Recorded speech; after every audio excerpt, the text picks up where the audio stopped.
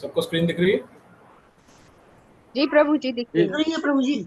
Okay, हरे कृष्णा। तो आइए मंगलाचरण करते हैं। हरे कृष्णा।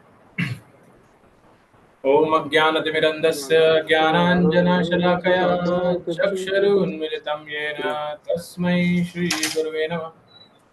नमो विष्णुपादाय कृष्णपृष्ठाय भूतले श्रीमते भक्तिवेदांत स्वामिनिति नामिने। नमस्ते सारस्वते देवे गौरवाणी प्रचारिणे निर्विशेष शून्यवादी पाश्चात्य देशतारिणे। हे कृष्ण करुणा सिंधु दीनबंधु जगतपते गोपेश गोपिका कांत श्री राधा कांत नमस्ते। तप्त कांचन गौरांगी श्री राधे वृंदावनेश्वरी वृषभानुसुते देवी प्रणमामि हरिप्रिये। वाञ्छाकल्पतरुभ्यश्च कृपा सिन्धुभ्य एव च पतितानां पावनेभ्यो वैष्णवेभ्यो नमो नमः।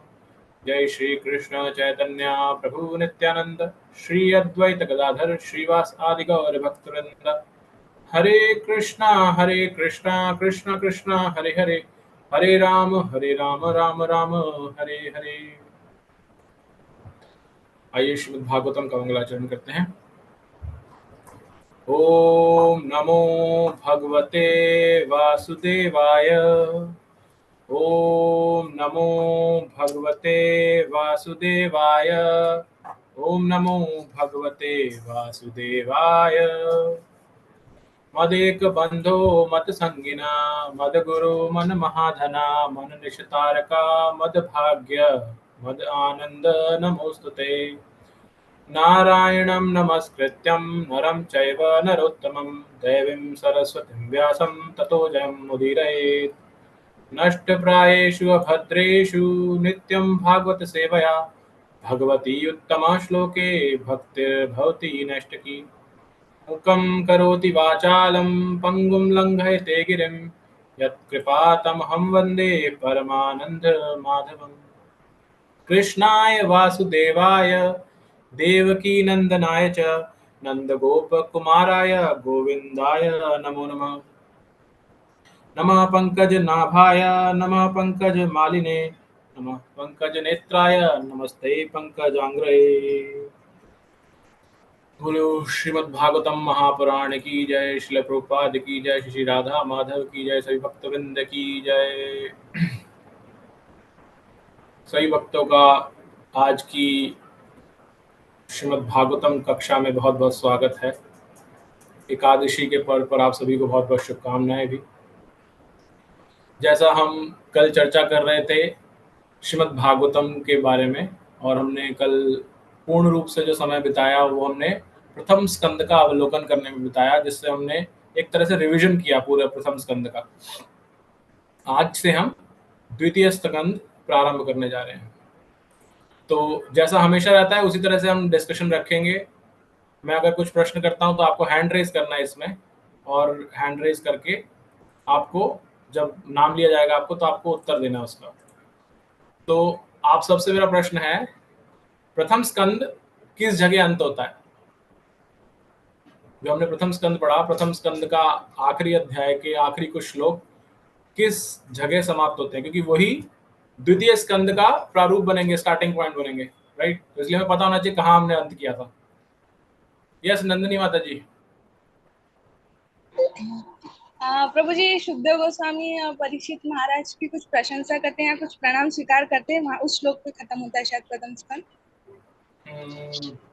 धन्यवाद, थैंक यू। और कोई भक्त बताना चाहेगा? माता जी ने कुछ कुछ बताया, लेकिन एग्जैक्ट जहाँ पे समाप्त होता वो नहीं बताया अभी, वो पार्ट। यस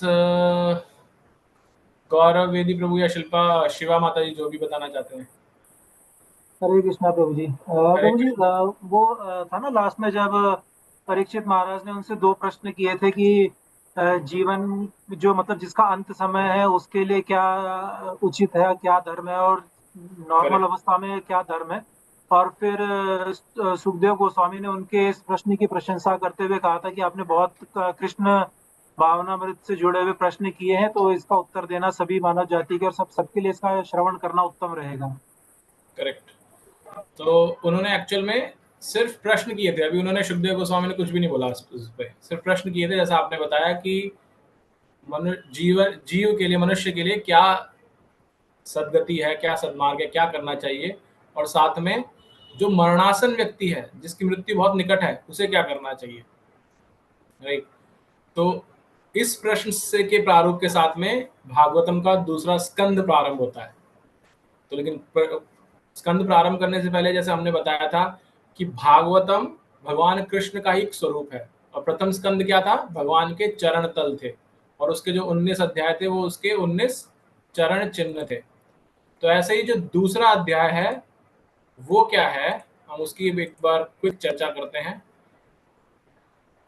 तो हैं दोनों स्कंद क्या, भगवान के चरण, राइट। पहला वाला तो चरण तल है और उसके चिन्ह हैं, लेकिन दूसरा अध्याय है भगवान के चरणों की उंगलियां, और पहला अध्याय जो है वो भगवान के सीधे पैर की सबसे छोटी उंगली है। तो अब आप सबसे प्रश्न है, ये थोड़ा सा कॉमन सेंस वाला प्रश्न है कि दूसरे स्कंद में कितने अध्याय हैं। हैंड रेज करना है आपको। 10। शिव शंकर प्रभु जी, यस जी प्रभु जी 10 अध्याय हैं। हाँ जी, धन्यवाद प्रभु जी, यस। तो क्योंकि 10 ही उंगलियां होती है हम सबके, तो 10 अध्याय हैं। अगेन कॉमन सेंस मैंने इसीलिए शब्द का प्रयोग किया था, अगेन जस्ट टू इंटरैक्ट करने के लिए आप सबके साथ। तो इस पहले में 19 थे, दूसरे स्कंद में 10 अध्याय। तो पहला स्कंद से छोटा है ये, लेकिन एक बहुत सुंदर भाग है इसके अंदर, क्योंकि इसमें भक्ति का बहुत ग्लोरिफिकेशन हुआ है, गुणगान हुआ है। पहले 3 जो अध्याय हैं उसमें भक्ति के बारे में बहुत कुछ मिलेगा, लेकिन उसके बाद फिर जटिलता भी आएगी इस अध्याय के अंदर, स्कंद के अंदर, क्योंकि ब्रह्मा जी जिन्होंने सृष्टि की रचना की है उनका और नारद का संवाद आएगा, जो अगेन थोड़ा सा कॉम्प्लिकेट हो जाएगा। लेकिन हमें, जैसे हम अभी तक साथ साथ पढ़ते चले, धीरे धीरे ऐसे ही पढ़ते जाएंगे, चर्चा करते जाएंगे, तो भगवान की कृपा रही तो हमें कुछ, जैसे समुद्र में जल की एक बूंद उठा लेना हम, तो शायद इतना समझ में आ जाए हमें। तो इस चेष्टा के साथ में हम इसके, और इसी स्कंद के अंदर, जैसे लास्ट टाइम किसी माता जी ने प्रश्न किया था कि चतुश्लोकी गीता के बारे में, भागवत के बारे में, तो चतुश्लोकी भागवत इसी स्कंद का भाग है। लेकिन वो जब ये स्कंद का अंत के चैप्टर्स आएंगे, 9th चैप्टर जब आएगा, उसके अंदर चतुश्लोकी भागवत आएगी, तो हम वहां पर भी करेंगे, उसको पढ़ेंगे। तो वापस चलते हुए हमारी श्रीमद् भागवतम की ओर, क्योंकि हम प्रथम अध्याय पढ़ेंगे जो कि भगवान की सीधे पैर की सबसे छोटी उंगली है। तो उस अध्याय के अंदर टोटल लगभग 39 श्लोक हैं इस अध्याय के अंदर, प्रथम अध्याय के अंदर, द्वितीय स्कंद के प्रथम अध्याय के अंदर। और इसमें अगर हम इन श्लोकों को देखें तो इनका जो डिवीजन हुआ है वो इस तरह से हुआ है। सबसे पहले तो जो भक्ति का ग्लोरिफिकेशन होगा इसके अंदर, कि भक्ति क्यों होगा ग्लोरिफिकेशन, क्योंकि प्रश्न ऐसा था, अंतिम प्रश्न क्या, हरे कृष्णा, म्यूट रखिए please. Hare Krishna Prabhu. Yes माता जी। हाँ, मरणासन लोगों के लिए क्या है हाँ, उद्देश्य इसका? माता जी, जब मैं प्रश्न करूंगा तो मैं पूछूंगा आपसे, तभी बोलिएगा, ऐसे नहीं बीच में। प्रभु जी आपने तो पीडीएफ में भेजा सेकंड उसका, स्कंद का? हाँ माता जी, पीडीएफ नहीं भेजा मैंने, मैं भेजता हूँ। आप सबके पास भागवतम नहीं है क्या, बुक? हमारे पास यहाँ नहीं है। हाँ, तो भागवतम आप मंगाइए कहीं से भी, क्योंकि एक्चुअल साक्षात भागवत को पढ़ना इज डिफरेंट वर्सेस पीडीएफ से पढ़ना। तो कोई एक्सेप्शनल केस हो जाए तब ठीक है पीडीएफ से पढ़ना, अदरवाइज साक्षात भगवान, हमने बार बार बात की कि भगवान का ही स्वरूप है भागवत। तो आपके पास में भागवत के अलग अलग सब स्कंद होने चाहिए। और जब आप प्रथम स्कंद पढ़ रहे थे तभी मैंने आप सबसे कहा था कि प्रथम स्कंद खाली अगर लेंगे तो बाकी का सेट अलग से नहीं मिलेगा आपको, तो पूरा सेट लेना चाहिए, इसलिए क्योंकि हम पूरी भागवत पढ़ने वाले हैं। एक एक आपने प्रथम तो ले लिया, जैसे कई प्रश्नों ने, भक्तों ने लिखा था हमारे पास प्रथम स्कंद है, लेकिन अब दूसरा आपको अलग से नहीं मिलेगा। तो ये सिर्फ प्रथम स्कंद से मिलता था। तो आप कोशिश कीजिए सभी भागवत ग्रंथ को प्राप्त करने की, ठीक है। तो हम यहाँ पर हमने किया था इस्कॉन टेम्पल से, पर हमको मिला ही नहीं भागवतम का स्कंद। मैं बात करता हूँ माता जी, बताता हूँ आपको, ठीक है। यस कालीचरण प्रभु जी, ये पैरों का चिन्ह है, भगवान जी के पैरों का चिन्ह, दोबारा एक बार थोड़ा सा दिखाएं।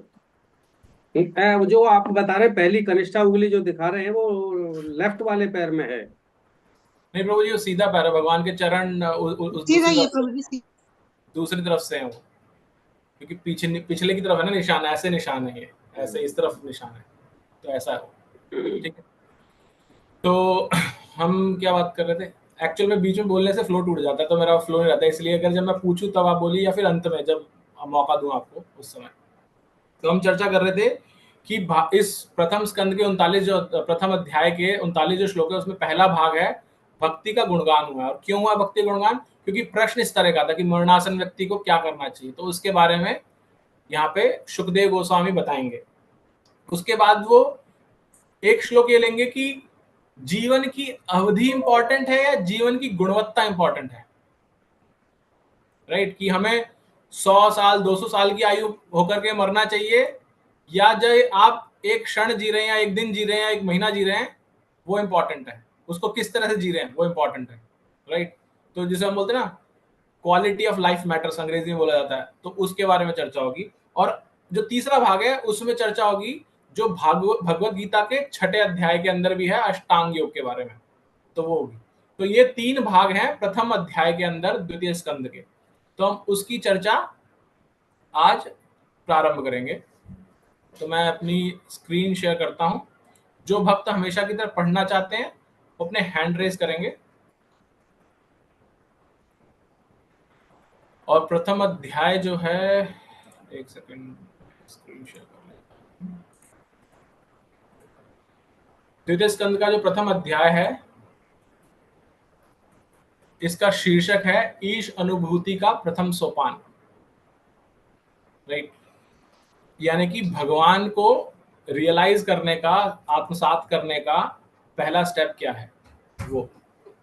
ठीक है, तो जो भक्त पढ़ना चाहते हैं हैंड रेज रखें ताकि आपका नाम वहां से बोला जाए।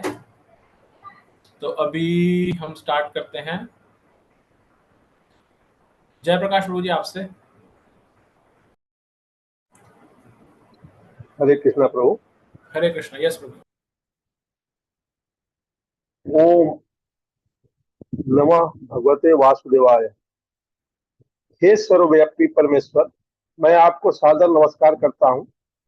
तात्पर्य, वासुदेव का अर्थ है वासुदेव के पुत्र श्री कृष्ण को, क्योंकि वासुदेव भगवान श्री कृष्ण के नाम के कीर्तन से मनुष्य दान तथा तप के संपूर्ण शुभ फल प्राप्त कर सकता है। अतएव ओम नमो भगवते वासुदेवाय इस मंत्र के उच्चारण से श्रीमद् भागवत के रचयिता, वक्ता या कोई भी पाठक आनंद के स्रोत परमेश्वर श्री कृष्ण को सादर नमस्कार करते हैं। श्रीमद् भागवत के प्रथम स्कंद में सृष्टि के नियमों का वर्णन है, अतएव प्रथम स्कंद को सृष्टि कहा जा सकता है। इसी प्रकार द्वितीय स्कंद में सृष्टि प्राकट्य के बाद चरण का वर्णन किया गया है। द्वितीय स्कंद में विभिन्न ग्रह मंडलों का वर्णन श्री भगवान के विराट शरीर के विभिन्न अंगों के रूप में किया गया है। इस कारण से इस द्वितीय स्कंद को ब्रह्मांड की अभिव्यक्ति कहा जा सकता है। द्वितीय स्कंद में 10 अध्याय हैं और इन 10 अध्यायों में श्रीमद् भागवतम का ध्येय एवं ध्येय के विभिन्न लक्षणों का वृत्तांत है। पहले अध्याय में कीर्तन की महिमा का वर्णन है और यह ऐसी विधि का संकेत करता है जिससे नव जिज्ञासु भक्त श्री भगवान के विविध रूप का ध्यान कर सकता है। इसके प्रत्येक श्लोक में श्री सुखदेव गोस्वामी महाराज परीक्षित के उन प्रश्नों का उत्तर देते हैं जिनमें उन्होंने एक मरणासन मनुष्य के कर्तव्य के बारे में पूछा था। महाराज परीक्षित को श्री सुखदेव गोस्वामी का स्वागत करते हुए हर्ष हो रहा था और उन्हें गर्व था कि वे श्री कृष्ण के अंतरंग सखा अर्जुन के वंशज। व्यक्तिगत रूप से वे अत्यंत विनीत एवं सौम्य थे, लेकिन उन्होंने प्रसन्नता व्यक्त की कि भगवान श्री कृष्ण उनके पितामहों पांडु के पुत्रों पर एवं विशेष रूप से उनके पितामह अर्जुन पर अत्यधिक कृपालु थे। क्योंकि भगवान श्री कृष्ण महाराज परीक्षित के परिवार से सदैव प्रसन्न रहते थे, अतएव महाराज परीक्षित के मरणासन होने पर। एक सेकंड प्रभु जी, एक सेकंड, मेरी पीडीएफ में कुछ इश्यू आ रहा है। एक सेकंड, मैं इसको दोबारा से ओपन करता हूँ।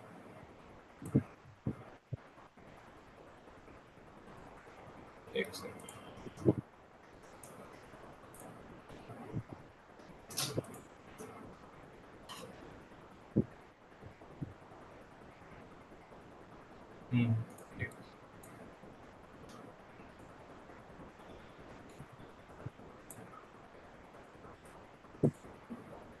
आप जो चूकी वाला लाइन थी ना वहां से पढ़िएगा एक बार। हाँ, चूंकि भगवान श्री कृष्ण महाराज परीक्षित के परिवार से सदैव प्रसन्न रहते थे, अतएव महाराज परीक्षित के मरणासन होने पर आत्म साक्षात्कार की विधि में सहायता पहुंचाने के लिए श्री सुखदेव गोस्वामी को भेजा गया था।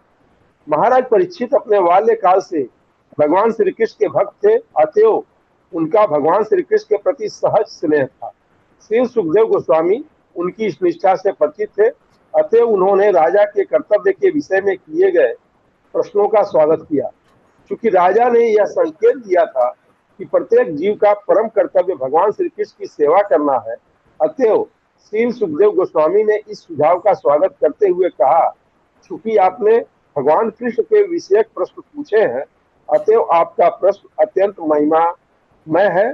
प्रथम श्लोक का अनुवाद इस प्रकार से है। आगे पढ़ो प्रभु। नहीं, थैंक यू प्रभु जी। नेक्स्ट कोमल माता जी, आप पढ़िएगा। Thank you. हरे कृष्ण प्रभु जी। यस माता। श्री शुक उवाच वर्यानेश ते प्रश्नः कृतो लोकहितं नृप आत्मवित्तसम्मतं पुंसा श्रोत व्यादिषु यः परः। श्री सुखदेव गोस्वामी ने कहा, हे राजन, आपका प्रश्न महिमामय है क्योंकि यह समस्त प्रकार के लोगों के लिए बहुत लाभप्रद है। इस प्रश्न का उत्तर श्रवण करने का प्रमुख विषय है और समस्त अध्यात्मवादियों ने इसको स्वीकार किया है।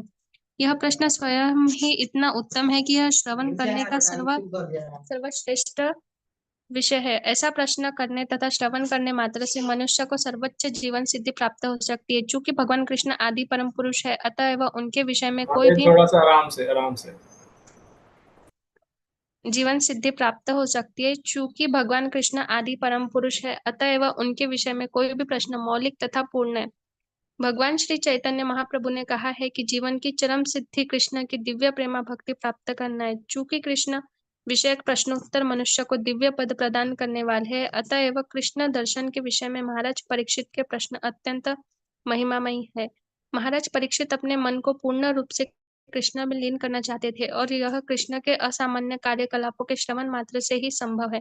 उदाहरणार्थ भगवत गीता में कहा गया है कि कृष्ण के आविर्भाव, तिरोधान तथा उनकी लीलाओं की दिव्य प्रकृति को समझ लेने मात्र से ही मनुष्य तुरंत भगवत धाम को वापस जा सकता है और इस दुख में भौतिक जगत में फिर कभी नहीं लौटता। अतः वह सदा ही कृष्ण के विषय में श्रवण करना बहुत शुभ होता है। महाराज परीक्षित ने इसलिए सुखदेव गोस्वामी से प्रार्थना की कि वे कृष्ण के कार्यकलापों का वर्णन करें, जिससे वे अपना मन कृष्ण में प्रवृत्त कर सके।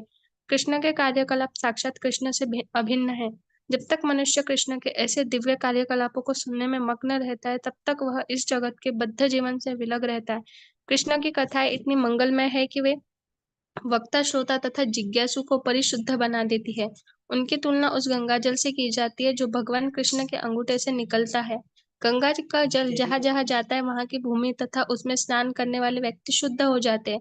इसी प्रकार कृष्ण कथाएं इतनी शुद्ध है कि जहाँ भी इनका कथन होता है, वह स्थान उनके श्रोता, जिज्ञासु, वक्ता तथा अन्य सारे संबंध लोग परिशुद्ध हो जाते हैं। हरे कृष्ण प्रभु जी। हरे कृष्ण माता जी, धन्यवाद। तो हमने यहाँ पर अभी एक छोटा सा इस द्वितीय स्कंद का प्रारूप पढ़ा जो श्री प्रभुपाद जी ने ओम नमो भगवते वासुदेव श्लोक के ऊपर बताया, और साथ में हमने पढ़ा कि किस तरह से प्रथम श्लोक में जो पिछला हमने पढ़ा था, पिछला अध्याय का आखिरी श्लोक, जो कि क्या था, प्रश्न किए थे सुखदेव गोस्वामी ने। तो यहाँ परीक्षित महाराज ने सुखदेव गोस्वामी से, तो सुखदेव गोस्वामी ने उसका सबसे पहले तो वेलकम किया, उसका धन्यवाद बोला, उनको बोला कि बहुत अच्छा प्रश्न किया है।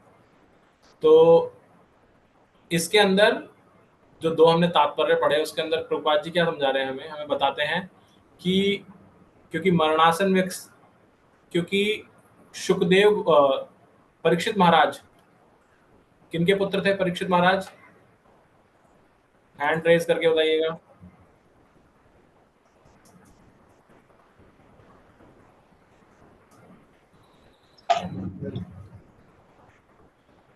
परीक्षित महाराज किनके पुत्र थे? तारिणी राधा देवी दासी माता जी।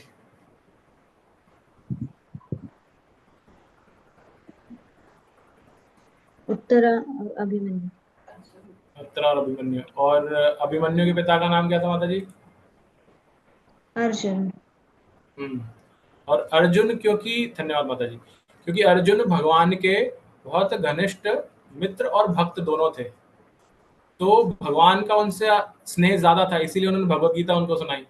तो सुखदेव गोस्वामी को एक ज्ञात था कि ये अर्जुन के ही वंश के अंदर हैं और उनके ही पौत्र हैं, इसलिए भगवान ने ऐसी व्यवस्था रची कि जब वो मरणासन्न थे परीक्षित महाराज, उस समय सुखदेव गोस्वामी को वहां भेजा गया। उनकी प्रेरणा, भगवान ने उनको प्रेरणा दी वहां जाने के लिए। और फिर सुखदेव गोस्वामी, परीक्षित महाराज ने जो प्रश्न किया था, उस प्रश्न का गुण, उसकी तारीफ करते हुए, उसका अच्छा बताते हुए कहा कि आपने बहुत ही सुंदर प्रश्न किया है और इसका जो प्रमुख विषय है वो क्या है, क्योंकि आपने मरणासन व्यक्ति के लिए पूछा है, इसलिए इसका विषय है भक्ति। और स्वयं चैतन्य महाप्रभु ने बताया है कि जीवन की जो परम सिद्धि होती है वह कृष्ण भगवान की दिव्य प्रेमा भक्ति। और ये बताया है कि जो व्यक्ति किसी भी समय अगर अपने मन को पूर्ण रूप से कृष्ण भगवान की लीलाओं में या उनके कार्यकलापों में श्रवण करने में समय बिताता है, तो उसका मन उसमें पूर्ण रूप से डूब जाता है और वो उसके अंदर ही व्यतीत हो जाता है। तो यहाँ पर प्रभुपाद जी बताते हैं कि ऐसा करने से क्या होता है, क्यों करना चाहिए किसी व्यक्ति को भगवान की लीलाओं का श्रवण, क्योंकि भगवान स्वयं भगवत गीता के अंदर 4थे अध्याय के 9वें श्लोक में क्या बताते हैं, जन्म कर्म च मे दिव्यम, मेरा जन्म और कर्म दोनों दिव्य हैं, और जो इन जन्म और कर्म जो मेरे दिव्य हैं, इनको जो जानता है, जानेगा कैसे, जब कोई श्रवण करेगा। तो जब कोई इन श्रवण करने से समझ जाएगा कि मेरे जन्म कर्म ये सब दिव्य हैं, तो उसको दोबारा से इस भौतिक जगत में नहीं आना पड़ेगा, जिसको दुखालय बताया भगवान ने भगवत गीता के अंदर, और वो तुरंत मेरे पास, मेरे भगवत धाम वापस आ जाएगा। तो इसलिए भगवान की लीलाओं का श्रवण करना आवश्यक है। तो इसलिए सुखदेव गोस्वामी बोलते हैं आपने बहुत अच्छा प्रश्न किया है, और वो ऐसा प्रश्न करने से वो अपना मन को कृष्ण में प्रवृत्त कर सकते हैं, क्योंकि कृष्ण और कृष्ण की लीलाओं में कोई डिफरेंस नहीं है, ये सब अभिन्न है, भगवान कृष्ण और उनकी लीला। एक्चुअल में शास्त्र बताते हैं और हमारे आचार्य बताते हैं, भगवान का नाम, रूप, गुण, लीला और स्वयं भगवान, ये आप सभी अभिन्न हैं, ये सब इक्वल है। इसलिए भगवान का नाम, इसलिए इसको बोला जाता है कि भगवान का नाम जप करना ज्यादा, क्यों, क्योंकि वो भगवान, साक्षात भगवान के स्वरूप में है। फिर कृष्ण भगवान की कथाओं का अंत में प्रभुपाद जी कंपैरिजन करते हैं गंगा जल से। कैसे करते हैं गंगा जल से, कि गंगा निकली भगवान के चरण से है, लेकिन निकलने के बाद वो इस जगत में जहां जहां जाती है, वो उस स्थान की भूमि पर और जो उसमें स्नान करते हैं उन सबको शुद्ध कर देती है।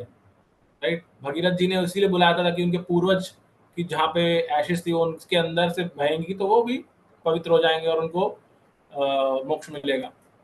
तो ऐसा करते हुए वो गंगा जी करती हैं। तो इसी तरह से यहाँ पे प्रभुपाद जी बताते हैं कि कृष्ण भगवान की जो कथाएं हैं वो भी इसी तरह शुद्ध करने वाली हैं। किस किस को शुद्ध करती हैं, जो कृष्ण की कथा करता है उसको, यानी कि वक्ता को, जो कृष्ण की कथा सुनता है यानी कि श्रोता को, क्योंकि वो उसमें स्नान कर रहे हैं दोनों ही। फिर जो जिज्ञासु है, जो जिज्ञासाएं लेकर आता है, आप में से कई भक्त जो नए जुड़े हैं हमारे साथ, तो जिज्ञासाएं लेकर आए हैं, तो उनको भी शुद्ध करेगी। और जिस स्थान पर होती है वो कथा, ये उनको भी शुद्ध करती है। तो कृष्ण कथा का इतना बड़ा प्रभाव होता है, तो इसलिए इसको गंगा से कंपेयर किया गया, यहाँ बताया गया। अब नेक्स्ट श्लोक में हम देखेंगे कैसे भक्ति के बारे में अब हमें बताया जाएगा, और ये बताया जाएगा कि कौन सी ऐसी जगह है जहां हमें जाना चाहिए या सुनना चाहिए, क्या नहीं सुनना चाहिए। तो ये कंपैरिजन हमें दिखेगा अब अगले श्लोक से। तो नेक्स्ट पढ़ने के लिए सभी हैंड रेज कर सकते हैं। हरे कृष्णा प्रभु जी। यस माता जी। प्रभु जी आप फर्स्ट श्लोका की स्क्रीन शेयर करेंगे, मेरे को वहाँ पे क्वेश्चन था। यस माता जी, जस्ट अ मिनट।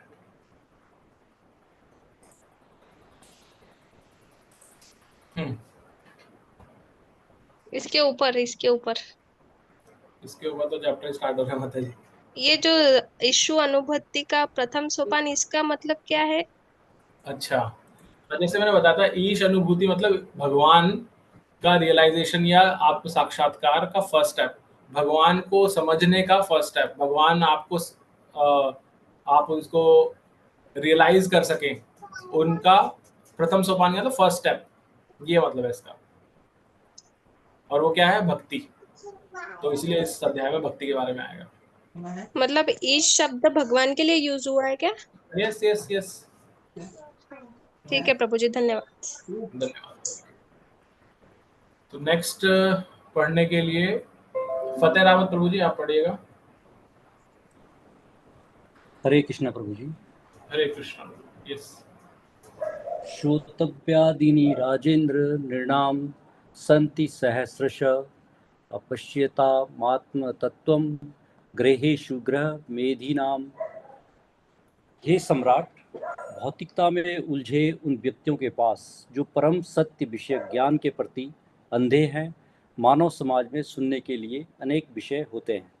तात्पर्य: शास्त्रों में पारिवारिक जीवन के लिए दो नाम हैं, एक गृहस्थ और दूसरा गृह मेधी। गृहस्थ वे हैं जो अपनी पत्नी तथा बच्चों के साथ साथ रहते हैं, लेकिन परम सत्य की अनुभूति के लिए आध्यात्मिक जीवन बिताते हैं। किंतु गृहमेधी वे हैं जो केवल पारिवारिक सदस्यों के लाभ के लिए जीवित रहते हैं, चाहे संयुक्त परिवार में रहें या छोटे परिवार में रहें, और वे अन्यों से ईर्ष्या करते हैं। मेधी शब्द अन्यों से ईर्ष्या का सूचक है।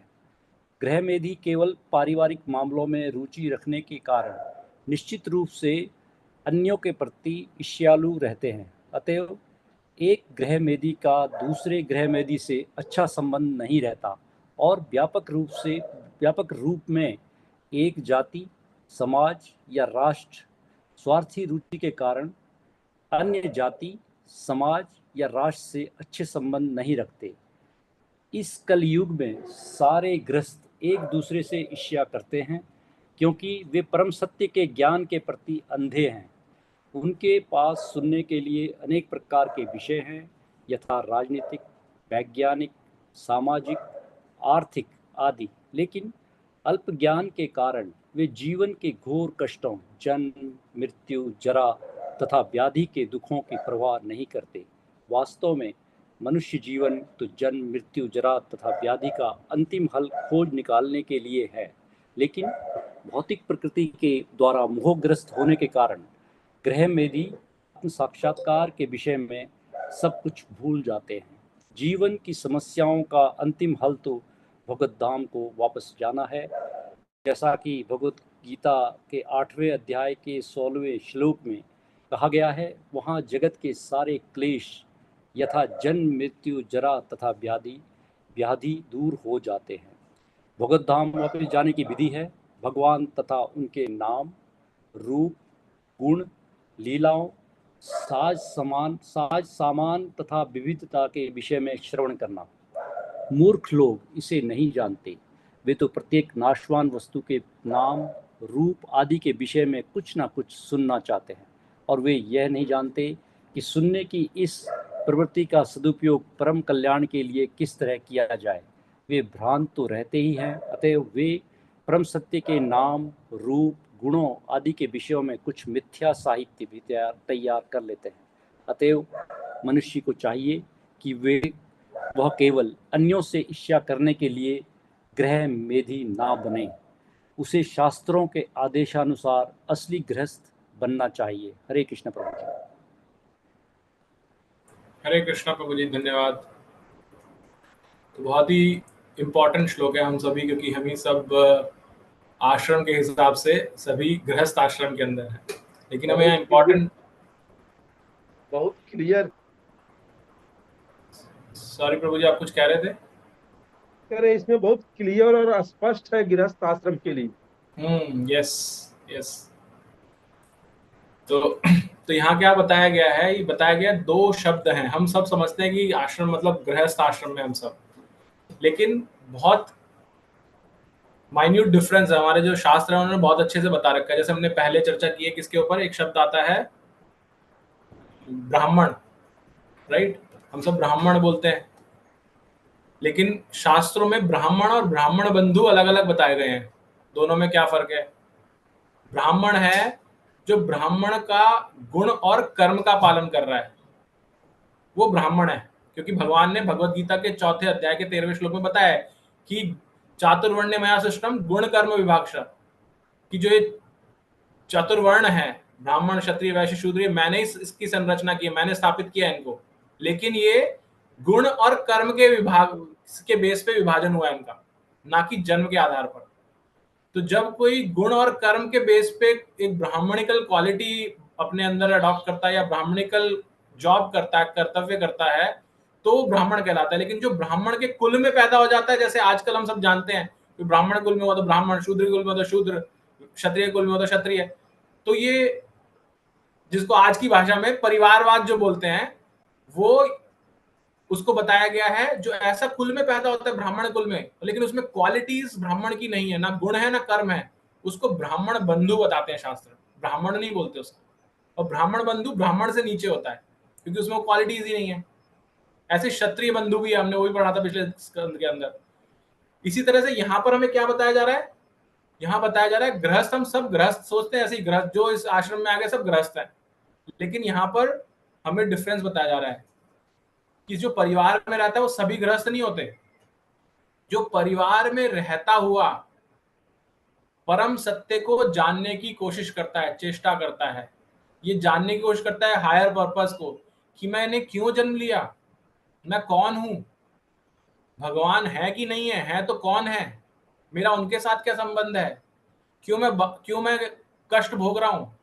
कोई व्यक्ति जो बहुत बुरे काम कर रहा है वो तो बहुत प्रसन्न है, और जो बहुत अच्छा कर रहा है बहुत दुखी है, ऐसा क्यों हो रहा है।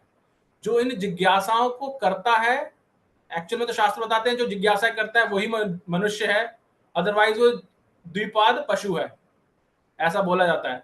लेकिन यहाँ पे क्या बता रहे हैं, जो विवाह करके बच्चा और अपना परिवार बनाने के बाद अगर वो ये जिज्ञासाएं करता है और इसकी खोज करता रहता है, जिसको आध्यात्मिक जीवन बोलते हैं, उसको बिता रहा है, तो वो गृहस्थ है।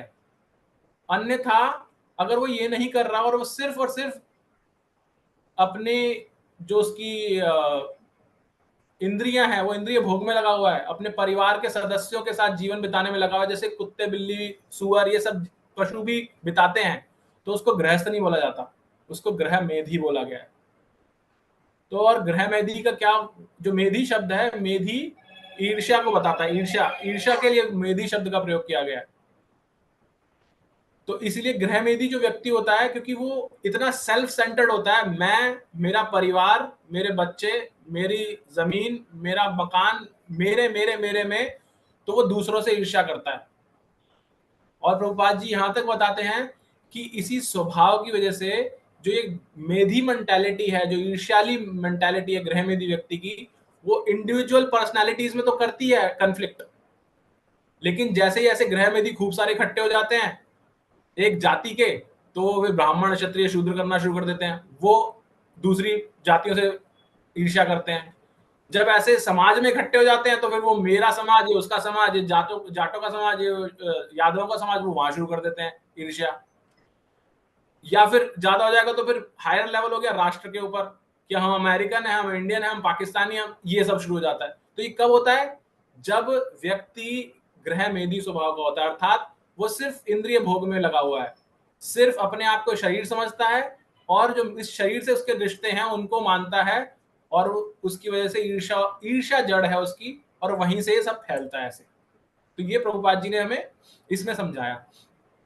तो और साथ में क्या बताते हैं कि जो ऐसा व्यक्ति होता है उसके पास वैसे तो, क्योंकि वो परम सत्य के ज्ञान के प्रति अंधा है, तो उसके पास जो समय है वो किस में लगाता है, राजनीतिक टॉपिकों में।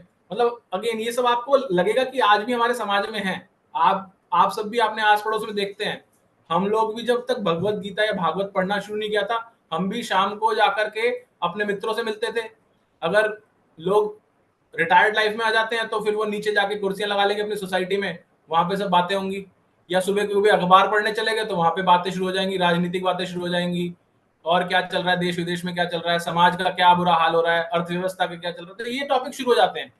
जबकि नॉलेज किसी चीज की पूर्णता में नहीं है, लेकिन हम इन विषयों में समय बिताते हैं। और जो एक्चुअल विषय है जिनके ऊपर हमें चिंतन करने की आवश्यकता है वो क्या है, प्रभुपाद जी यहाँ बताते हैं कि हमारे इस जीवन की जो सबसे एक्चुअल डिफिकल्टी या प्रॉब्लम है उसको खोजना। अब कोई बोलेगा रियल प्रॉब्लम, वास्तविक दिक्कत क्या है? प्रभुपाद जी और हमारे आचार्य बताते हैं जो रियल प्रॉब्लम होती है, या उसको ऐसा बोल सकते हैं यूनिवर्सल प्रॉब्लम।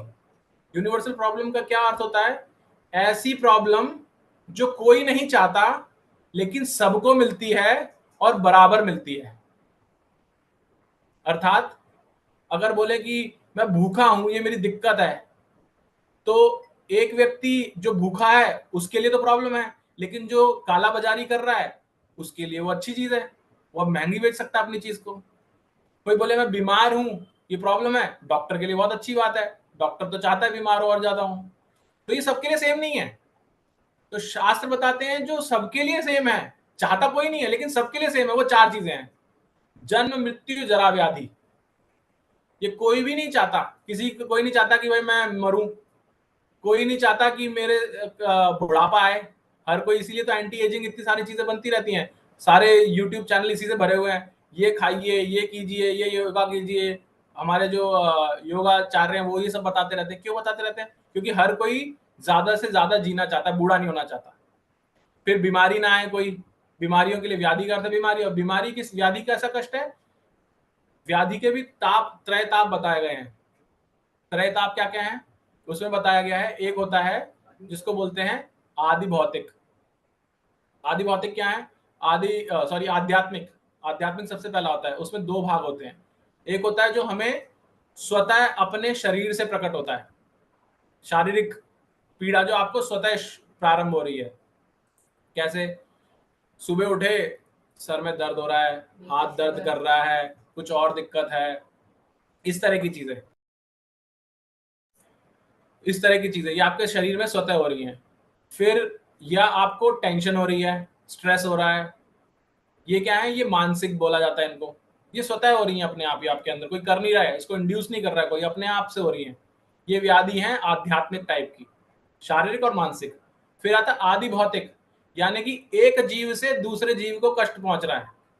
और ये इतना सूक्ष्म हो सकता है कि मच्छर ने आपको खाया तो वो एक जीव है जो आपको कष्ट पहुंचा रहा है, राइट? या आपने अपने बच्चे को थप्पड़ मारा तो आपने अपने बच्चे को आदि भौतिक कष्ट दिया। या आपका बच्चा आपको बदतमीजी से बोल गया जिसकी वजह से आपको स्ट्रेस हो रहा है, या आप सोचते जा रहे हैं उसके बारे में कि कैसे बोल दिया, तो बच्चे ने आपको कष्ट दिया। ये सब आदि भौतिक के अंदर आते हैं। और एक और तीसरा होता है आदि दैविक। आदि दैविक जो ओ माय गॉड मूवी के अंदर दिखाते हैं ना, एक्ट ऑफ गॉड जिसको बोलते हैं, यानी कि जो आपके नियंत्रण में भी नहीं और जिनको आप जानते हैं उनके नियंत्रण में भी नहीं है, वो सब ऊपर वाले के नियंत्रण में है। जैसे बाढ़ आना, सुनामी आना, इस टाइप की, जैसे कोरोना का जो व्याघ्र रूप हो गया बाद में, तो उस टाइप की चीजें। अगेन उसमें आदि भौतिक भी था पार्ट, क्योंकि एक किसी जीव से उत्पन्न हुआ वो, लेकिन उसको बढ़ता चला गया इस तरह से। तो वो सब चीजें, भूकंप आ जाना, सूखा पड़ना, ये सब आदि दैविक के भाग है। तो इस टाइप के कष्ट कोई नहीं चाहता लेकिन मिलते सबको है, तो ये व्याधि है।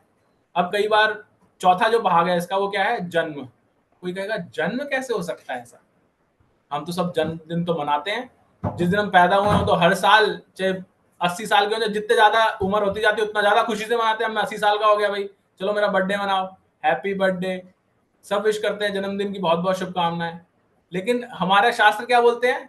हमारे शास्त्र बोलते हैं कि जन्म एक कष्ट है बहुत बड़ा, उसके लिए आपको ज्यादा जिज्ञासा है तो आपने भागवतम का 3रा स्कंद खोलिए, उसका 33वां अध्याय पढ़ना शुरू कर दीजिए, तो आपको आज ही पता चल जाएगा कि जन्म कष्ट क्यों है। और अगर अभी नहीं पढ़ना और आपको हमारे साथ पढ़ना है तो इंतजार कीजिए ऑलमोस्ट 1.5 साल, तो हम जब वहां पहुंचेंगे तब उस पर चर्चा करेंगे। लेकिन उसमें बताया क्या गया है? उसमें शॉर्ट में बताया गया है कि जीव जब माता के गर्भ में आता है तो गर्भ में आने के बाद वो धीरे धीरे बड़ा होता जाता है और वो फंस जाता है उसके अंदर। और फंसने के बाद उसको वो मूत्र और क्या बोलते हैं उसको, सारी जो गंदी चीजें होती हैं उसके अंदर पड़ा रहता है, उसका सर पूरा डूबा रहता है उसी के अंदर। वो वहीं पर उसकी बोन जो होती है, बैकबोन जो होती है, पूरी रीढ़ की हड्डी टेढ़ी रहती है। और साथ में उसके अंदर शरीर में जो माँ के गर्भ में कीड़े होते हैं वो सारे उसे काटते रहते हैं। कृमि बताया गया उनको, काटते रहते हैं उसकी त्वचा के ऊपर। अब आप इमेजिन कीजिए अगेन बहुत ही रूड एग्जाम्पल है, बट एग्जाम्पल कीजिए, इंग्लिश पॉट जो होता है ना टॉयलेट का, उसके अंदर कोई आपको फोल्ड करके डाल दे उसके अंदर और बंद कर दे ढक्कन ऊपर से, और सब चीजें जो उसमें हम करते हैं वो पड़ा रहे उसके अंदर, और कीड़े भी रहे साथ में, और एक दिन नहीं, एक घंटा नहीं, 9 महीने ऐसे ही आप उसके अंदर है। तो ये अच्छी चीज है कि बुरी चीज है? चाहता कोई नहीं है, लेकिन सबको उसी से होकर गुजरना पड़ता है। तो इसीलिए शास्त्र बताते हैं जन्म भी एक बहुत बड़ा प्रॉब्लम है हमारे जीवन की। जन्म, मृत्यु, जरा, व्याधि, ये 4 चीजें बताई गई जो रियल प्रॉब्लम है हमारे जीवन की। तो इन 4 प्रॉब्लम्स का सॉल्यूशन ढूंढना एक्चुअल मनुष्य का वास्तविक कर्म है, या आप बोल सकते हैं मनुष्य का एक्चुअल में स्टेप है, लेकिन वो ये सब भूल गया है। और इसका सॉल्यूशन क्या है? भगवान स्वयं भगवत गीता के 8वें अध्याय के 16वें श्लोक में बताते हैं। क्या बोलते हैं? सबसे पहले बोलते हैं आ ब्रह्म भुवनालोका पुनरावर्तिनो अर्जुना। क्या बोला उन्होंने बोला कि ब्रह्मा, आ ब्रह्मा से लेकर सबसे निचले लोक तक 14 भुवन बताए गए हैं। इन 14 भुवन के अंदर आप कहीं भी रहें, आपको पुनरावर्तिनो अर्जुना, आपको वापस से इसी चक्र में घूमना पड़ेगा। जन्म, मृत्यु, जरा, व्याधि, ये चलता रहेगा हर टाइम। आपको बार बार जन्म लेना पड़ेगा। आप जन्म लेने के बाद में कष्ट भोगते रहेंगे, फिर बूढ़े होंगे और फिर मर जाएंगे, फिर जन्म लेंगे, फिर यही चक्र चलता रहेगा। कहां से कहां तक? स्टार्टिंग फ्रॉम ब्रह्मा टिल सबसे निचला लोक जो है पाताल लोक, वहां तक यही चलता रहेगा। इस कष्ट से बाहर नहीं निकल सकते। भगवान सेकंड लाइन में क्या बोलते हैं? माम उपेत्य तो कौनते पुनर्जन्म न विद्यते। यानी कि भगवान कह रहे माम मतलब मेरे पास जो आ जाता है, माम उपेत्य तो कौनते, जो मेरे पास आ गया, कौनते यानी अर्जुन, पुनर्जन्म न विद्यते, फिर उसको जन्म लेना पड़ता दोबारा से। बहुत क्लियरली भगवान ने भगवत गीता में इसका सोल्यूशन दिया है कि क्या तरीका है। तो जब ऐसा कर लेते हैं तो हम वापस से जन्म लेकर के इस जगत में नहीं आते। अब वो जन्म, अब भगवान के पास कैसे जाएं? ये तो भगवान ने बता दिया कि मेरे पास आने के बाद में आप वापस नहीं जाओगे, लेकिन भगवान के पास कैसे जाएं? उसके लिए भगवान ने फिर वही श्लोक जो पिछली बार हमने पढ़ा था अभी, 4थे अध्याय का 9वां श्लोक, जन्म कर्म च मे दिव्यम यो वेति तत्वता त्यक्त्वा देहम पुनर्जन्म न नेति मामेति सो अर्जुना। भगवान क्या बता रहे हैं इसके अंदर? मेरा जन्म और कर्म सब क्या है? दिव्य है। दिव्य होने के साथ में त्यक्त्वा देहम, जो इसको पहले तो जन्म कर्म च मे दिव्य, मेरे दिव्य हैं जन्म और कर्म, एवं यो वेति तत्वता, जो इसको तत्व से समझ जाता है, वेति यानी समझना, तत्व से। त्यक्त्वा देहम, त्यक्त्वा का अर्थ क्या है? छोड़ना, त्यागना। देहम, देहम मतलब शरीर। जब कोई शरीर को त्यागता है ये जानने के बाद, पुनर्जन्म नैति मामेति सो अर्जुना, तो उसको पुनर्जन्म नहीं लेना पड़ता, यानी कि वो भगवान के धाम जाता है। तो सॉल्यूशन क्या है? सॉल्यूशन किस चीज का सॉल्यूशन? 4 जो हमारी रियल प्रॉब्लम्स है उनसे बचने का सॉल्यूशन है कि भगवान के जन्म और कर्म को तत्व से समझो। और वो कैसे समझ सकते हैं? जब हम भागवतम का श्रवण करते हैं। ये शास्त्र में बता रहे हैं कि जब हम ऐसा करेंगे, भगवान को तत्व से समझने का अर्थ है भगवान के नाम, रूप, गुण, लीलाओं को का श्रवण करना। तब हम धीरे धीरे भगवान को तत्व से समझने लगेंगे कि है कौन भगवान, राइट। जब हम ऐसा करेंगे तब हम एक्चुअल में ग्रह मेधि से गृहस्थ होने का प्रारूप में आएंगे। तो ये हमें इस श्लोक में बहुत सुंदर तरीके से समझाया गया। किसी को कुछ ऐड करना है या कोई जिज्ञासा हो तो अभी हम ले सकते हैं। हरे कृष्ण प्रभु जी। जय माता जी। प्रभु जी, जो प्रथम श्लोक में आया है कि भगवतम का जो श्रोता है, वक्ता है, जो जिज्ञासु है, उनको भगवतम शुद्ध करती है, तो ये शुद्धता के लक्षण क्या होते हैं? मतलब हम कैसे समझ सकते हैं कि हम शुद्ध हो रहे हैं? शुद्धता के लक्षण है माता जी, आपका धीरे धीरे भगवान की इन चीजों में टेस्ट बढ़ेगा।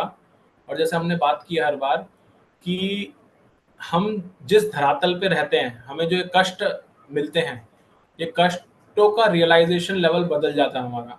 हम जैसा हमने अभी इतने दिन से, पिछले 5-6 दिन से हम भागवत स्टार्ट करने से पहले साक्षात्कार शेयर कर रहे थे, उसमें सबसे पूछा था आपका अनुभव क्या है, सब अनुभव बता रहे थे।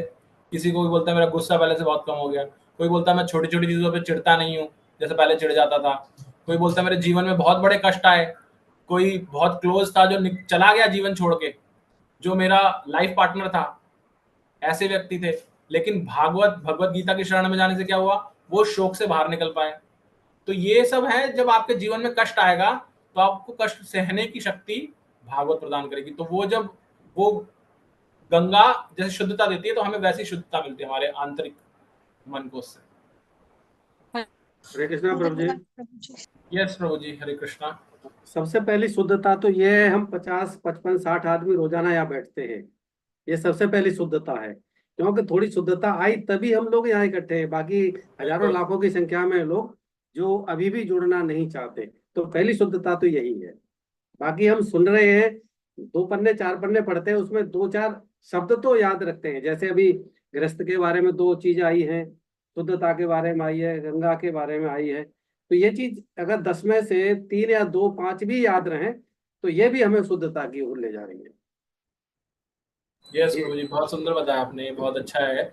और एक्चुअल में ये देखने वाली बात है, जैसे हमारा जो द्वितीय स्कंद के लिए हमने जो ग्रुप बनाया था, इंटरेस्टेड बहुत लोग हैं, ऑलमोस्ट 800 लोग हैं उस ग्रुप में, 800 से ऊपर। लेकिन 800 होने के बावजूद भी क्या है, कितने लोग आ रहे हैं यहाँ पर? 60। तो इसका अर्थ क्या है, वो अभी भी भौतिकताओं में जकड़े हुए हैं, तो उनके अंदर भी वो लक्षण प्रकट होने शुरू नहीं हुए। लेकिन हम सब में वो लक्षण प्रकट होने लगे, इसलिए हम एटलीस्ट इसकी तरफ बढ़ रहे हैं आगे की ओर। हरे कृष्णा प्रभु जी। हरे कृष्णा माता जी। प्रभु जी, जन्म एक बहुत बड़ा कष्ट है, कौन सा श्लोक और कौन सा कैंटो में पढ़ना है, जरा बताना प्लीज। माता जी, तीसरे स्कंद का 33वां अध्याय। भगवान कपिल अपनी माता देवाहूति को जब ज्ञान देते हैं, कौन सा ज्ञान देते हैं वो? एनालिटिकल, उसका नाम हिंदी में भूल रहा हूँ मैं, तो सांख्य योग। सांख्य योग, उसमें वो डिटेल से एक एक चीज समझाते हैं। उससे पहले 32वें अध्याय के अंदर आता है कि जीव मरने के बाद, जैसे हमें उसमें बताया गया ना गरुड़ पुराण में, ऐसा वो भाग आता है। और फिर जीव जन्म लेता है तब क्या होता है उसकी स्टार्टिंग फेज, तो दोनों बताए गए। मृत्यु वाले फेज में क्या चलता है उसके साथ में, वो तो चलो हम देखते हैं आदमी कितना कष्ट पा रहा है, और उसके बाद फिर हर किसी की मृत्यु पे गरुड़ पुराण पढ़ पढ़ के मृत्यु से तो भय लगने लग गया थोड़ा। लेकिन जन्म का किसी को नहीं पता भय का, इसके लिए भागवत वो पढ़ना बहुत जरूरी है। धन्यवाद प्रभु जी। हरे कृष्णा। यस प्रभु जी, जब वहाँ पे रहते हैं ना तब तक ये अनुभव रहता है, वहां से वापस आते सब भूल जाते हैं वापस। यस बिल्कुल। प्रभु जी, सांख्य योग मतलब भक्ति योग? नहीं माता जी, सांख्य योग है एनालिटिकल स्टडी। एनालिटिकल मतलब किसी चीज की डेप्थ में जाकर के उसको माइन्यूटली समझना। ये ज्ञान का ही एक मतलब ज्ञान का बेसिक एक्सटेंशन बोल सकते हैं आप, जब उसको डिटेल में जाकर समझने की कोशिश करना। जैसे भगवत गीता का जो दूसरा अध्याय है, उसका स्टार्टिंग पार्ट जो है वो सांख्य योग का भाग है, क्योंकि उसमें आत्मा के विषय में बताया गया डिटेल में कि आत्मा कहाँ रहती है, क्या साइज है, कैसे वो देह ट्रांसफर करती है, उसके क्या गुण हैं, विश्लेषण क्या है उसके। जब आप ऐसे डीप स्टडी करते हैं उसको सांख्य बोला जाता है। हरे कृष्ण प्रभु जी। यस प्रभु जी, हरे कृष्णा। हरे ज्ञान योग भी भक्ति योग का ही एक पार्ट माना जाता है प्रभु जी, या ज्ञान योग अलग है भक्ति योग से? प्रभु जी, ज्ञान योग अलग है, लेकिन भक्ति क्या है ना, पहली चीज तो योग शब्द बना ही भगवान के लिए है, भगवान से जुड़ना। योग मतलब जुड़ना। और जब हम योग एक्चुअल जब हम भगवत गीता के कॉन्टेक्स्ट में योग बोलते हैं तो भगवान से जुड़ना है। अगर आप ज्ञान के माध्यम से भगवान से जुड़ रहे हैं तो ज्ञान योग है, ध्यान के माध्यम से ध्यान योग है, कर्म के माध्यम से जुड़ रहे हैं तो कर्म योग है, और भक्ति के माध्यम से जुड़ रहे हैं तो भक्ति योग है। भक्ति क्या है? भक्ति है मैं वो करूंगा जो कि भगवान को प्रिय है, जो भगवान को प्रसन्न करेगी। सारे कर्म मैं ऐसे करूंगा जिससे भगवान को प्रसन्नता मिलेगी, वो भक्ति है। उसके लिए भगवान को क्या प्रिय है। हाँ प्रभु जी, भक्ति योग को प्रॉपर वे से करा जाए उसके लिए ज्ञान का होना आवश्यक है ना? शास्त्रों के ज्ञान का। दो चीजें हैं प्रभु जी इसके अंदर, अगेन डिपेंडिंग ऑन कुछ लोगों को ज्ञान अट्रैक्ट करता है, मुझे करता है, आई एम श्योर आपको भी करता है, कालीचरण प्रभु जी को भी। मतलब आपको पता चलता है जब चर्चा करते हैं तो आपको समझ में आता है, जो लोग ज्ञान की ओर आकर्षित होते हैं, नेचुरली आकर्षित होते हैं, अट्रैक्ट होते हैं। तो ज्ञान के माध्यम से आप भक्ति में जा सकते हैं, लेकिन ये नहीं है कि वही मार्ग है। भक्ति अपने आप में है। मान लीजिए कोई व्यक्ति है जिसको कुछ नहीं पढ़ना लिखना आता, ना कुछ समझ है उसको, उसने गुरु की शरण ले ली और गुरु ने उसको बोल दिया भाई नाम जप कर भाई, यही है जीवन, और उसने सिर्फ नाम जप शुरू कर दिया। उसने कोई कहीं कुछ नहीं पढ़ा, लेकिन उसको तो भक्ति मिल गई ना, तो उसने तो कोई ज्ञान नहीं पढ़ा। क्या प्रभु जी क्या ये मान सकते हैं कि पिछले जन्म में उसने ये नैया पार कर ली है ज्ञान की, और अगले जन्म में अब ये रियल भक्ति पे चला गया? इसलिए बता रहा हूँ, ऐसा नहीं है। एक और मुझे बहुत अच्छा एग्जांपल याद आया। एक मॉल में हम जाते हैं, है ना, मॉल में जाते हैं, मॉल में सबसे चौथे माले के ऊपर थिएटर होता है अधिकांशतः, तो उसमें जाने के लिए नीचे एस्केलेटर्स रहती हैं। आप एक फ्लोर पे चढ़ते हैं, फिर उसका घूम करके आते हैं, फिर दूसरे फ्लोर पे जाने के लिए फिर सीढ़ी रहती है, फिर घूमते हैं, फिर तीसरे पे जाने के लिए फिर चौथे पे पहुंचते हैं ऐसे। तो ये अलग अलग सीढ़ियां हैं। लेकिन उसी मॉल में एक लिफ्ट भी होती है जो डायरेक्ट आपको 4th फ्लोर पे ले जाती है, 4th बटन पे। तो आपको अगर थिएटर में जाना है तो जरूरी नहीं है कि आपको हर फ्लोर पे होते होते जाना है, आप डायरेक्ट भी जा सकते हैं और आपके पास चॉइस है, आप हर पे भी घूमते घूमते जा सकते हैं। तो अगर कोई टॉप फ्लोर पे पहुंचा है थिएटर में, तो इसका अर्थ ये नहीं है कि वो नीचे वाले फ्लोर्स पे होके आया ही हो, कंपलसरी है ये, वो डायरेक्ट भी जा सकता है। लेकिन हाँ, अगर कोई बीच में है तो वो भी उससे होता होता उसका टॉप डेस्टिनेशन वही है, वहीं जाना है। तो इसी तरह से भक्ति योग टॉप है, ज्ञान योग, कर्म योग, ध्यान योग, ये सांख्य योग, ये सब बीच के लेवल्स हैं। तो अगर कोई इस लेवल पे है तो कोई अगले पड़ाव पे जाते जाते भक्ति योग तक पहुंच सकता है। लेकिन कोई भक्ति योग पहुंचा, जो आपका प्रश्न था, इसका अर्थ ये नहीं कि उसने पिछले जन्म में ज्ञान योग या कर्म योग सब किया है उसके बाद इसलिए वहां गया है वो। ठीक है प्रभु, हरे कृष्ण। हरे कृष्ण प्रभु जी। यस, हरे कृष्ण प्रभु जी। एक सेकंड माता जी, प्रभु जी, फतेह प्रभु जी पहले क्या हम इसको ऐसे समझ सकते हैं, एक प्रेमी प्रेमिका है, वो प्रेम में है, तो वो प्रेम को जानते हैं कि दोनों तरफ से प्रेम है, और एक हम उसकी थ्योरी पढ़ रहे हैं कि प्रेम क्या चीज़ है, यानी कि उसका ज्ञान जो लिटरेचर है, हमने प्रेम के बारे में पढ़ा कि ये प्रेम है, और एक वो ऑलरेडी इंडल्ज है उसमें। तो वो जैसे भक्ति रस है, भक्ति का टेस्ट है, वो इजी है। अगर आप उसको उस शुद्ध भाव से या जो भी है भाव जो भी है, तो उससे आप देख रहे हैं, तो वो आपको जल्दी पता चल जाएगा कि वो क्या चीज़ है। और हम थ्योरी में पढ़ रहे हैं तो थ्योरी में हमें पता ही नहीं चलेगा, हालांकि हमें डिटेल तो पता चल जाएगा, लेकिन उसका एक्चुअल मीनिंग हमें तब तक नहीं पता चल सकता जब तक हम उसमें इंडल्ज ना हो। तो भक्ति एक प्रकार से इतना इजी वे है, और जो ज्ञान है उसमें तो हमें पूरा लिटरेचर, उसका ABCD जैसे उसका पूरा ज्ञान तभी प्राप्त होगा जब हम उसका पूरा थ्योरी पढ़ लें। हरे कृष्ण। थैंक यू प्रभु जी। ज्ञान और विज्ञान में यही भेद है। एक सेकंड में बताऊं माता जी, ज्ञान और विज्ञान का भेद यही है। ज्ञान हम ऐसे एक्वायर करते हैं जो ऑलरेडी नॉलेज, और विज्ञान क्या है, जो हम एक्सपीरियंशियल लर्निंग जैसे बोलते हैं, आप एक्सपेरिमेंट करते हैं। इसलिए विज्ञान यानी कि साइंस में आपकी क्लास में एक्सपेरिमेंट्स होते थे, लैब्स होती थी, लैब में जाकर आप या तो केमिकल्स मिलाते थे, या फुट्टा होता था उससे नापते थे, फिजिक्स पढ़ रहे हैं तो, या बायोलॉजी है तो कुछ जानवरों को काट रहे हैं, वो एक्सपीरियंशियल लर्निंग है। तो ऐसे ही भक्ति जो है वो एक्सपीरियंशियल लर्निंग है, विज्ञान है। आप उसको जब करते हैं तो आपको अनुभव होता है, और इसीलिए जो ईश की अनुभूति क्या है, वो विज्ञान वाला पार्ट है इसके अंदर, एक्सपीरियंस। यस हेमलता माता जी। हरे कृष्ण सभी को। प्रभु जी, मैं यही कह रही थी कि वैसे अगर हम बहुत अच्छे से गीता में पूरा इन्वॉल्व होके पढ़ें, ये बहुत क्लियरली दे रखा है कि इस कलयुग में हम सिर्फ भक्ति से भी प्रभु को बहुत आसानी से पा सकते हैं। और मतलब ये मैं हमेशा सबको ये बताती भी हूँ कि ना, लोग कहते हैं कि भगवान को पाना बहुत मुश्किल है। मैं ये रियलाइज करती हूँ कि आपको अपने परिवार वालों को से रिलेशन रखना बहुत मुश्किल है, पर भगवान से आप बहुत अच्छे से रख सकते हो। This I have felt in my life. It's very, मतलब इतना सरल है, इतना सहज है कि आप प्रभु को पा सकते हो। जबकि आप अगर कोई भी हो, चाहे रिलेटिव हो, चाहे जहां आप जॉब कर रहे हो वहां हो, मतलब उनको संभाल के रखना बड़ा मुश्किल होता है। This is what I have felt.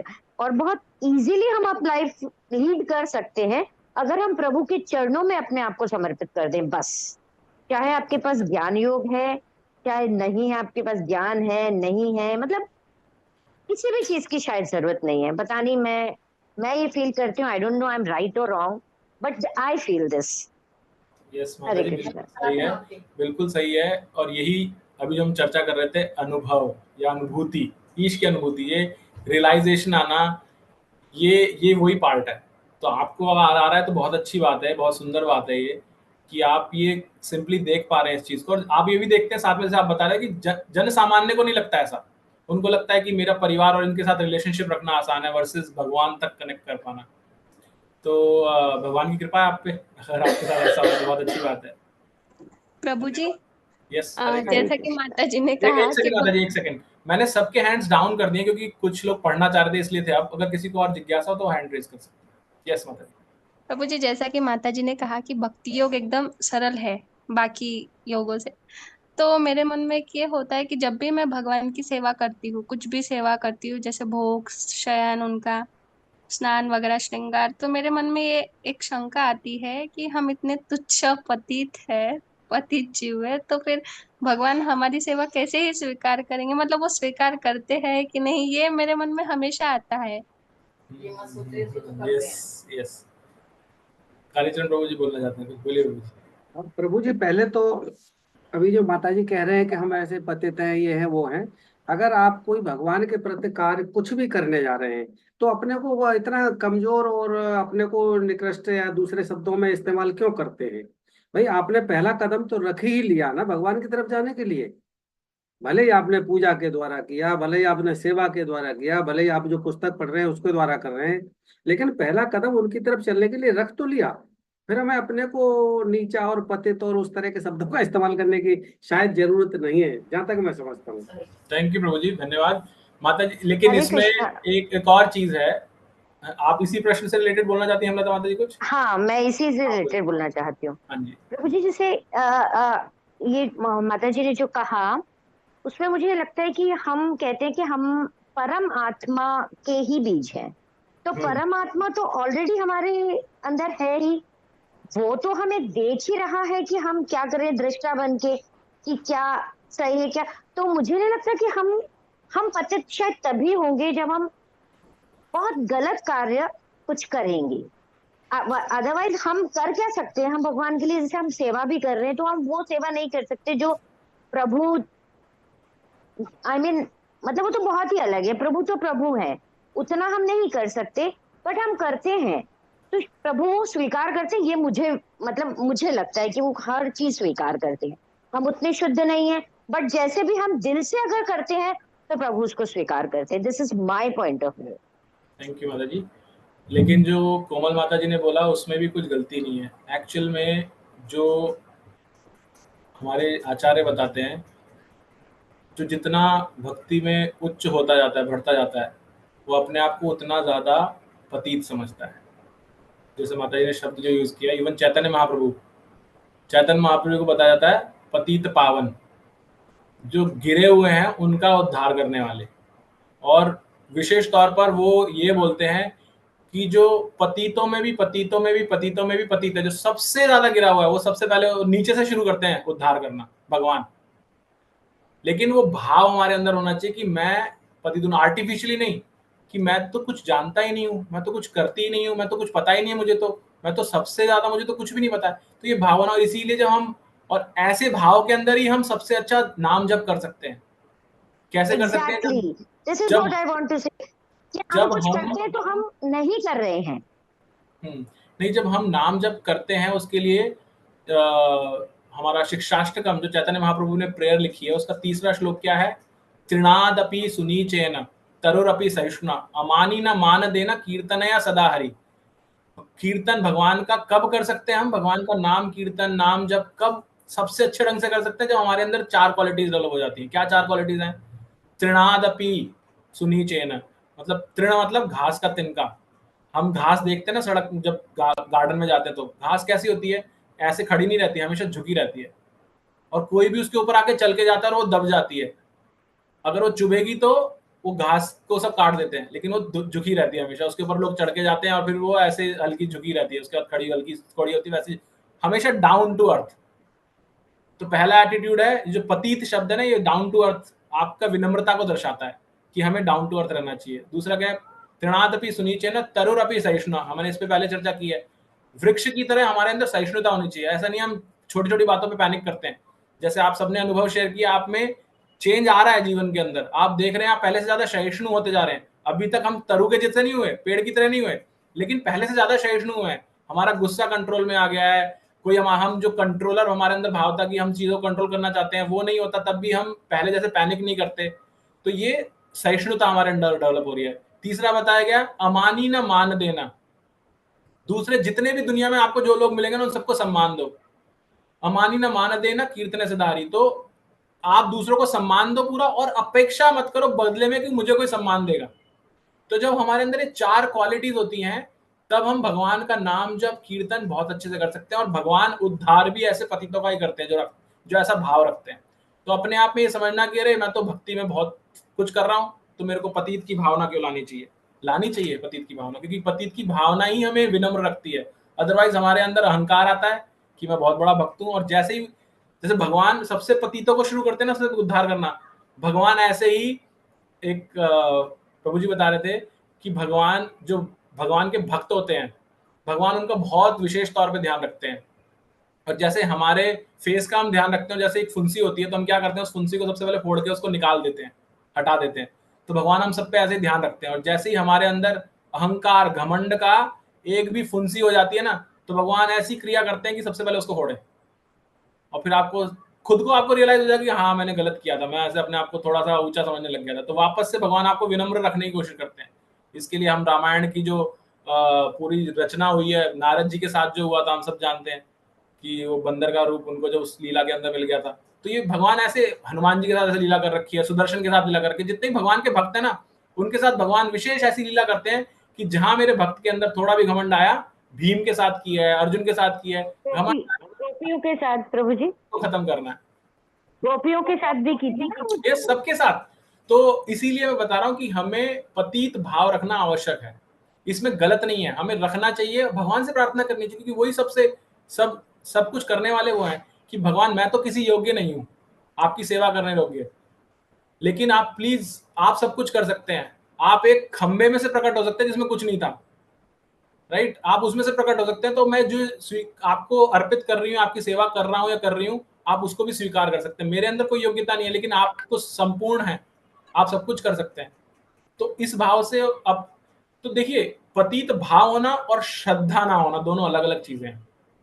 भाव इज बट श्रद्धा इज वेरी डिफरेंट।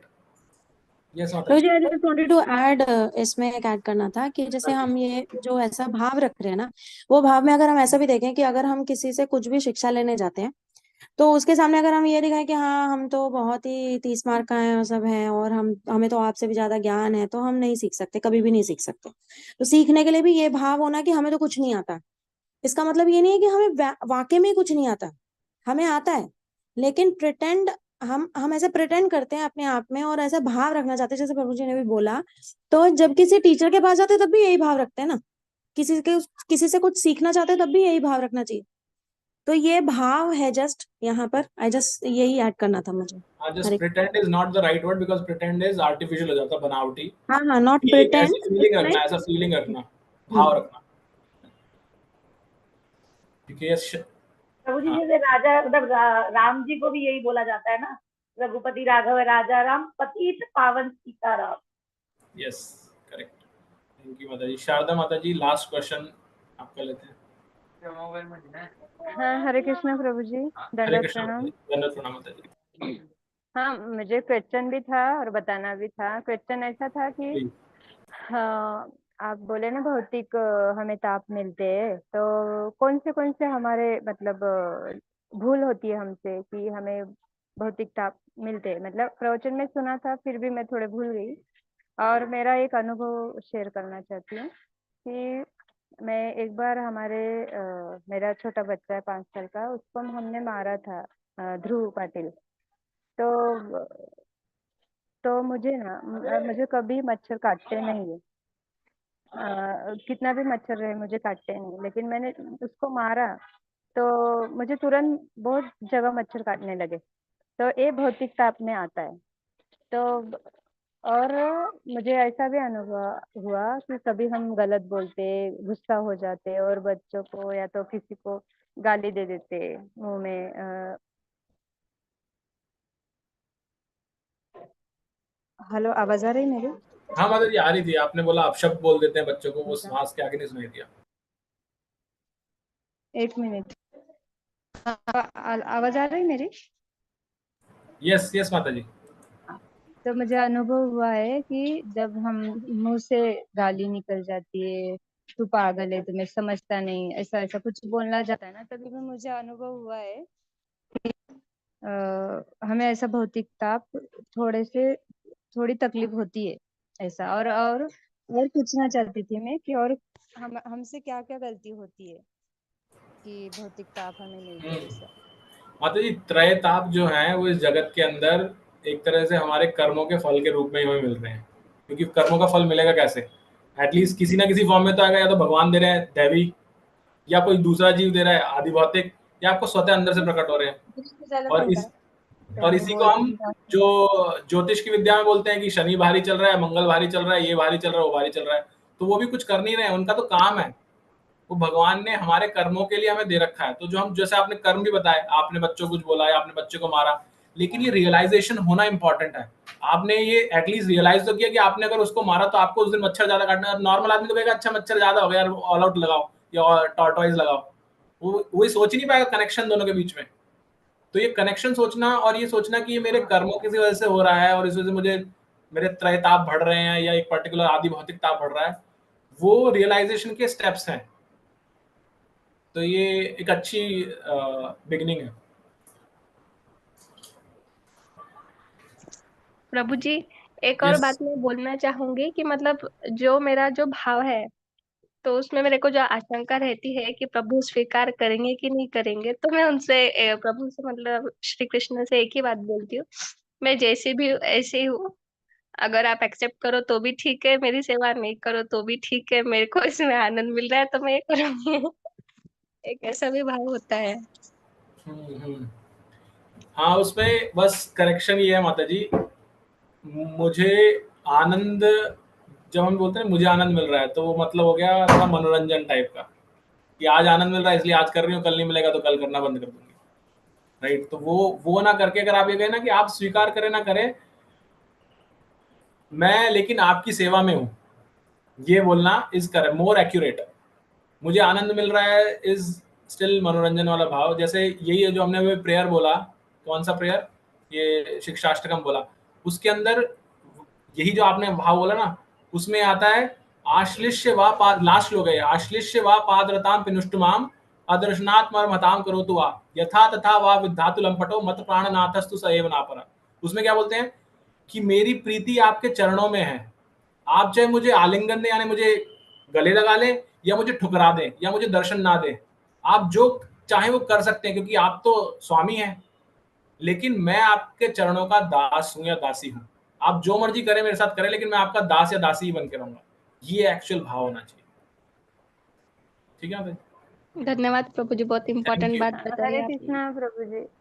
हरे कृष्णा। हरे कृष्णा। तो अभी हम माँ के हिसाब से हमें बच्चों को सिखाना पड़ता है, कुछ बोलना पड़ता है, डांटना पड़ता है, और आध्यात्मिक में जाते तो बाहर के लोगों को सबसे हमें बहुत प्यार से और नरम व्यवहार, और जो भी कोई बाहर का गलती करता है तो हमें सब सहना पड़ता है, तो भगवान इससे खुश होते हैं। लेकिन हमें हमारे माता पिता का तो कर्तव्य घर में तो निभाना ही पड़ता है ना। तो इसमें तो हाँ मुझे माता जी, बहुत वो तो आपका क्वेश्चन आ जाते हैं। वो तो आपका कर्तव्य है ना, भगवान ने तो बोला ही है कर्म करना आवश्यक है, तो वो कर्म आप एज ए माता पिता कर रहे हैं, तो उस कर्म में कोई गलती नहीं है। आप अगर बच्चों को सही मार्ग पे लाने के लिए क्रोध कर रहे हैं, डांट रहे हैं, लेकिन वो क्रोध अंदर से नहीं होना चाहिए, बाहरी होना चाहिए, क्योंकि आपका कर्म कहाँ है, बाहरी रूप से है, राइट?